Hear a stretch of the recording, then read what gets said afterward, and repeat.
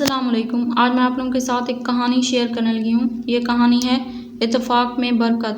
پرانے وقتوں کی بات ہے کہ ایک غریب کسان کے پاس بیلوں کی ایک جوڑی تھی۔ بیل بڑی ہمت والے تھے۔ کسان ان کو ہل میں جوتتا، ان سے کنویں سے پانی نکلواتا اور بوجھ بھی اٹھواتا، لیکن ان کو نہ تو وقت پر پانی پلاتا اور نہ ہی وقت پر چارہ ڈالتا۔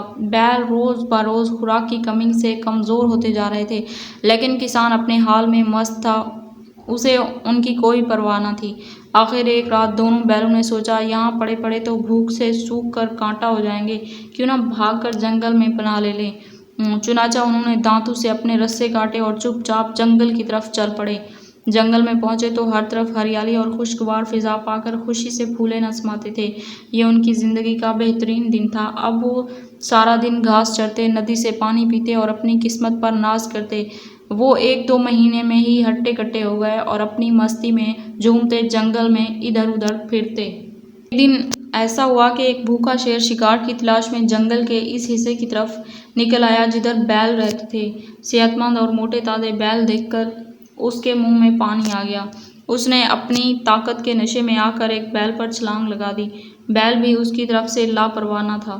اس نے اسے اپنے سینگوں پر اٹھا کر دور پھینکا۔ شیر پھر دھاڑتے ہوئے دوسرے بیل پر حملہ آور ہوا تو اس نے بھی اسے اپنے سینگوں کی مدد سے پچھاڑ دیا۔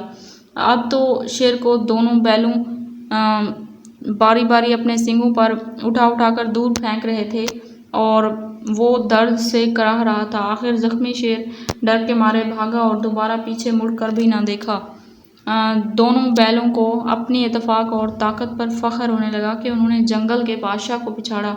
وہ اور بھی سینہ تان کر جنگل میں رہنے لگے کہ اب انہیں کسی کا ڈر نہ تھا۔ اخلاقی سبق: اتفاق میں برکت ہے۔